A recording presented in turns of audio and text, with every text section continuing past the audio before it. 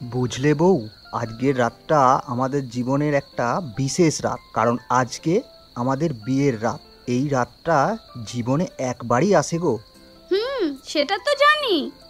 আজকের দিনে আমরা দুজনে দুজনের কাছে একটা প্রতিজ্ঞা করব, যাতে একে অপরের বিপদে সব সময় পাশে থাকি এবং কখনো কেউ আর একজনকে ছেড়ে না যাই। হ্যাঁ, আমি তোমাকে কথা দিচ্ছি, জীবনে যতই খারাপ সময় আসুক না কেন, আমি কখনো তোমার হাত ছেড়ে চলে যাব না। আর তোমাকে আর তোমার পরিবারের সকলকে আমি আগলে রাখবো। তোমাকে অনেক ধন্যবাদ। সত্যি কথা বলতে কি জানো, আমি না খুব ভয় পেয়েছিলাম যে তুমি আমার সকল কথা রাখবে কিনা। তা তোমার কথা কেন রাখবো না বলো তো? আজকে থেকে তোমার সাথে আমার জীবনটাও তো বাধা পড়ে রইলো। এখন থেকে আর শুধু নিজের বলে কোনো কিছু হবে না, হবে আমাদের সব দুজনের। আচ্ছা তুমি বলো তো, এখন তোমার বাবা মা কি খেতে ভালোবাসে? হা হা হা হা হা। কেন, তুমি কি সেগুলো রান্না করে খাওয়াবে নাকি আমাদেরকে? আমি যেহেতু এবাড়ির বউ হয়ে এসেছি, তা সবার পছন্দ অপছন্দ তো আমাকে জানতেই হবে। আচ্ছা, এখন তাহলে থাক, কালকে আমি তোমাকে সব বলবো খন। কই গো, বাড়ির লোকজন সব কোথায় গেলে? তাড়াতাড়ি এসো না গো বাপু। এই তোমাদের দুধটুকু রেখে দাও, আমাকে তো গায়ে আরো কয়েক বাড়িতে দুধ দিতে যেতে হবে। দাও দাও, দুধটুকু আমার কাছেই দাও, ঘরেতে আর কোনো লোকজন তো নেই।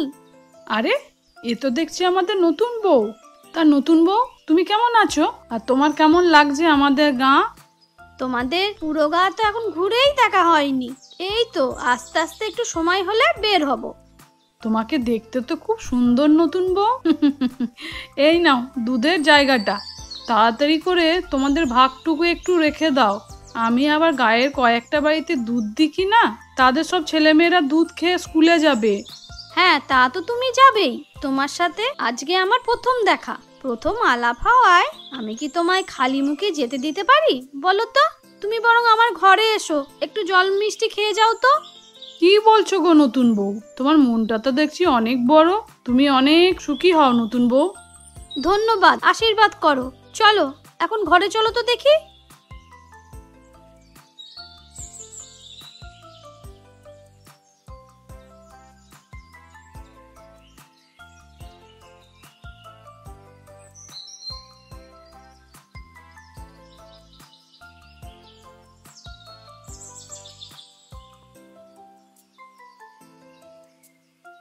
কি গো খুড়ো, কোথার থেকে আসছো? তুমি কোথায় গেছিলে? আর বলিস না বাবা, গিয়েছিলাম ডাক্তার দেখাতে। শরীরটা আজকাল বেশ একটা ভালো থাকছে না রে বাবা। তোমার তো কেউ নেই খুড়ো, তাই কেউ তোমার সেবা যত্ন করতে পারে না। তুমি তো বিয়েটাও করলে না। বিয়ে করলে তো তোমার ছেলে পুলে নাতি নাতনি থাকতো, আজ তোমার সেবা যত্ন করতে পারতো। কথাটা কি ঠিক বললি রে বাবা? দুনিয়াতে এমন কত মানুষ আছে যাদের ছেলে মেয়ে নাতি নাতনি নিয়ে ভরা সংসার, অথচ বৃদ্ধ বয়সে বাবা মাকে দেখার মতো কেউ নেই। ঠিক আছে, তুই বাড়িতে আসিস, তোর সাথে কিছুক্ষণ গল্প করব। একা একা থাকি তো, বুঝতেই পারছিস। কেউ আসলে তার সাথে একটু গল্প গুজব করে সময়টা কাটে, আর মনটাও একটু ভালো হয়ে যায় রে বাবা। ঠিক আছে খুড়ো, সময় করে তোমার সাথে গল্প করার জন্য আসবো। ঠিক আছে, এখন তাহলে যা বাবা। তুমিও সাবধানে বাড়িতে যাও। খুড়ো, আরে তোমার কি হয়েছে? হঠাৎ করে তুমি পড়ে গেলে কেন?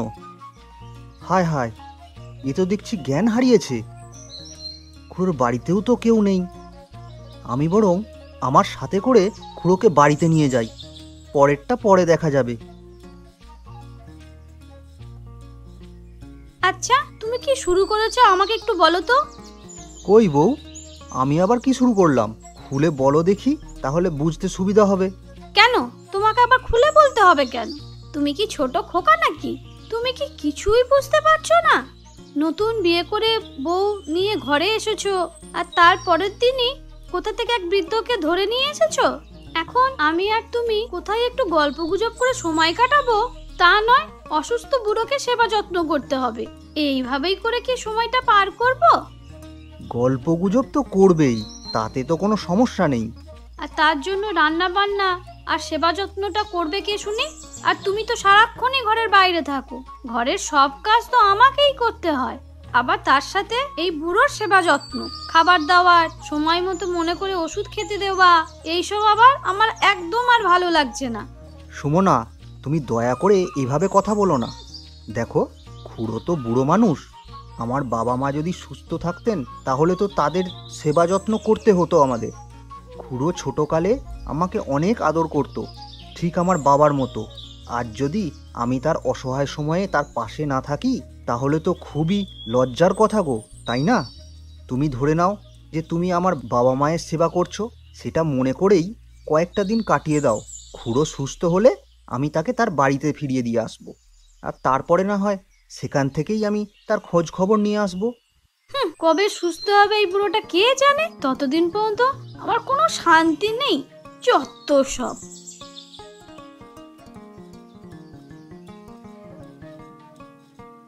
কি গো আমার নতুন বউ সুমনা, কি রান্না করছো? দারুণ গন্ধ বের হচ্ছে, তো গন্ধতেই পুরো বাড়ি মম করছে গো। হয়েছে হয়েছে, আর এত ঢং করতে হবে না। রান্না করছি কাতলা মাছের কালিয়া আর দেশি মুরগির ঝোল। তাহলে তো আজ দুপুরে আমি পেট পুড়ে কয়েক থালা ভাত খেয়ে নেবো। আচ্ছা ঠিক আছে, খেও। সুমনা, সুবল খুড়োকে কি সকালবেলা জল খাবার খাইয়ে ওষুধ খাইয়েছিলে? তাকে কি দেখিয়ে দিয়েছিলে কোন কোন ওষুধটা খেতে হবে? তা দেখবো না কেন? তুমি তো আমাকে বিশাল বড় দায়িত্ব দিয়ে বসে আছো, তাই না? রাগ করো না গো বউ, তোমারও তো বাবা মা বেঁচে আছে, তাই না? তুমি আমার এই খুড়োটাকে একটু সেবা যত্ন করো, তাহলে দেখবে সৃষ্টিকর্তা তোমার বাবা মাকেও সেবা যত্ন করে ঠিক আগলে রাখবে। তুমি বিয়ে হয়ে আমার কাছে চলে এসেছো, তোমার বাবা মাকে দেখার তো আর কেউ নেই, কিন্তু দেখবে তোমার এই ভালো কাজের ফল হিসাবে ঠিকই তোমার বাবা মা সুস্থ থাকবেন, তারাও ঠিক তোমার মতোই কারো না কারো হাতে সেবা যত্ন পেয়ে যাবেন। আচ্ছা দেখা যাক। জানো সুমনা, আমার না একটা ঘোড়া কেনার খুব শখ। তাই নাকি? তাহলে চিন্তা না করে কিনে ফেলছো না কেন? এক্ষুনি কিনে ফেলো, তোমার শখ হয়েছে বলে কথা। কি যে বলো না তুমি সুমনা, আমার কি আর সেই রকম টাকা পয়সা আছে নাকি যে মন চাইলেই আর হুটহাট করে একটা ঘোড়া কিনে ফেলতে পারবো? তাতে কি হয়েছে? তোমার এই শখটা পূরণ করতে আমি তোমাকে সাহায্য করব। তা কিভাবে করবে শুনি? বিয়ের সময় আমার বাবা মা তো আমাকে অনেক সোনা গয়না দিয়েছে, তুমি তো সেটা দেখেছো। এখান থেকে কিছু গয়না বিক্রি করে তুমি তোমার শখ পূরণ করতেই পারো। আমার তো এই মুহূর্তে এত সোনা গয়না তো দরকারই নেই। তাছাড়া পরবর্তী সময়ে যখন তোমার অনেক বেশি হাতে টাকা আসবে তখন আমি আমার গয়না সব গড়াবো। এটা আমার অনেক দিনেরই ইচ্ছা। এই বলে নতুন বউয়ের গয়না বিক্রি করে ঘোড়া কিনবো, এই ব্যাপারটা আমার খুব একটা ভালো মনে হচ্ছে না। এটা আমি করতে পারবো না। আর ঢং করো না তো, আমি যেটা তোমাকে বলছি সেটা তুমি শোনো। আমি রান্না বান্না শেষ করে নিচ্ছি, তারপরে আমার সাথে ঘরে চলো দেখি। আমি তোমাকে কিছু গয়না বের করে দিচ্ছি, তুমি আজকে ওগুলো স্যাকরার দোকানে নিয়ে যেও তো। আচ্ছা ঠিক আছে, রান্না বান্না হয়ে গেলে সবার আগে আমার খুড়োটাকে খাইয়ে দিও। হ্যাঁ হ্যাঁ, সেটা আমার খুব ভালো করেই মনে আছে, তোমাকে আর বারবার করে বলতে হবে না। সুবল খুড়োকে খাবার দিয়ে এসেছো সুমনা? তুমি এবার একটু বসো তো, আমি এবার একটু আলমারি থেকে তোমার জন্য কিছু গয়না বের করে দিচ্ছি। আমার সব গয়নাগুলো গেল কোথায়? আমি তো সব এখানেই রেখেছিলাম, কিন্তু এখন আমি পাচ্ছি না কেন? এসব তুমি কি কথা বলছো গো? তুমি যদি এখানেই তোমার গয়নাগুলো রেখে থাকো তাহলে গেল কোথায়? এখান থেকে অন্য জায়গায় যাবার কথা তো নয়। একটু ভালো করে খুঁজে দেখো তো কোথায় আর যাবে। ভালো করেই তো খুঁজলাম, কিন্তু পেলাম না। আমার মনে হয় সব গয়নাই চুরি হয়ে গেছে। কি বলছো, চুরি হয়ে গেছে? বাড়িতে তো তোমরা দুজন মানুষই থাকো, তাহলে চুরি হলো কোথার থেকে? যত সব বাজে কথা বলছো, ঠিক করে দেখো। কে বলেছে আমরা দুজন মানুষ আছি? আমরা তো মোটে বর্তমানে 3 জন মানুষ আছি। আর একজন মানুষকে যে ঘরে নিয়ে এসে জায়গা দিয়েছো সেটা কি তোমার মনে থাকে না নাকি? সুমনা, আমি তো তোমাকে আগেই বলেছি এই সুবল খুড়ো আমার বাবা মায়ের থেকে আমার কাছে কম কোনো অংশের নয়। তাকে নিয়ে দয়া করে আর কোনো আজে বাজে কথা বলো না। লোকটা এমনিতেই অসুস্থ হয়ে বিছানায় পড়ে আছেন। খুড়ো তো আর বিছানা থেকে উঠতেই পারে না, আর সে নাকি এসে তোমার আলমারি থেকে গয়না নিয়ে নিয়েছে, তারপর আবার নাকি ঘরে গিয়ে শুয়ে পড়েছে, তাই না? এটা কি করে হয়? আমি এত কিছু বুঝি না। আমার সোনার গয়না আমি ফেরত চাই। তুমি এক্ষুনি আমার সাথে সুবল খুড়োর ঘরে চলো। আমি তার ঘরে যেতে পারবো না, আর এসব কথা বলতেও পারবো না। তোমার ইচ্ছা হলে তুমি যাও।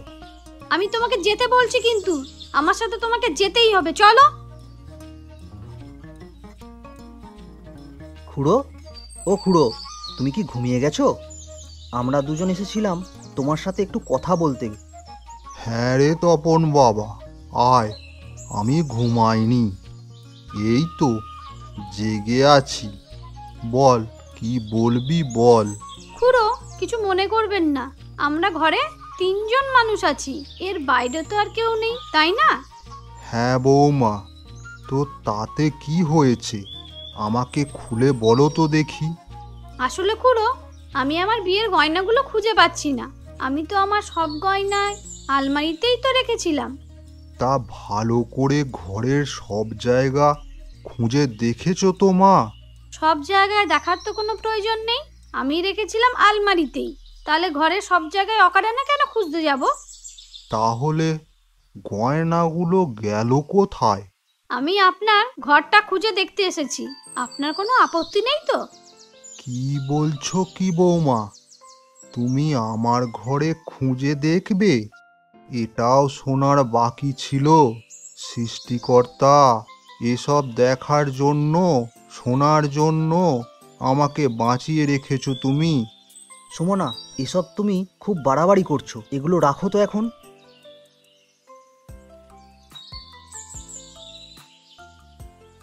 কই গো নতুন বউ, ঘরে তো নিশ্চয়ই আছো নাকি? আমি কি একটু আসবো নাকি গো? এই তো দুধ নিয়ে আসলাম। হ্যাঁ হ্যাঁ, তুমি আমার ঘরে এসো। আমার ঘরে ওই টেবিলটার উপর দুধটা রেখে যাও। ঠিক আছে বউ, তাই করছি।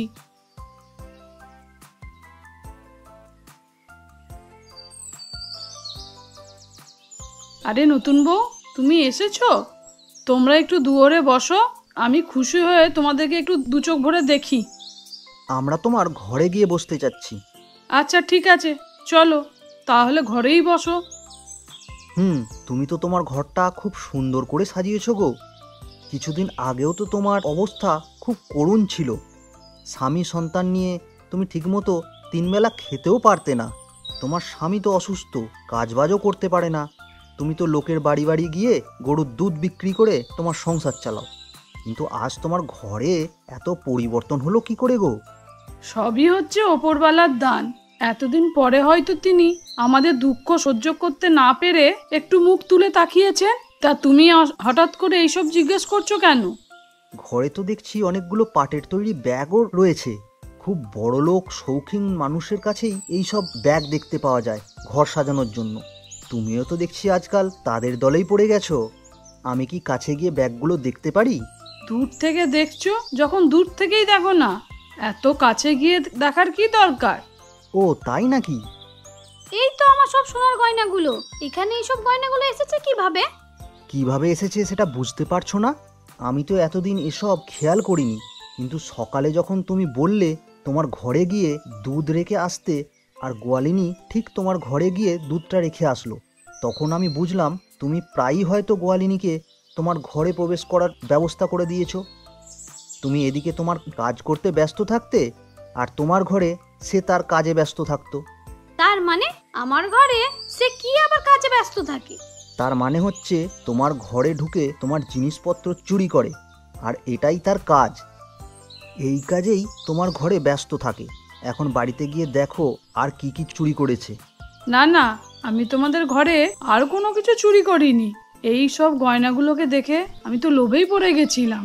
এর আগে তো কখনো এমন গয়না আমি চোখে দেখিনি। আমার খুব অন্যায় হয়ে গেছে, আমাকে তোমরা ক্ষমা করে দাও। তুমি কি জানো সুমনা এই গয়নাগুলোর জন্য অসুস্থ বৃদ্ধ সুবল খুড়োকে কত কথা শুনিয়েছে, কত হেয় করেছে? ক্ষমা যদি চাইতে হয় তাহলে সুবল খুড়োর কাছেই চাইতে হবে। শুধু গোয়ালিনী কেন, আমিও ক্ষমা চাইবো তার কাছে। ছি ছি ছি, আমার এবার খুব লজ্জা করছে, কিন্তু এ আমি কি করলাম? চলো এখনই চলো সুবল খুড়োর কাছে।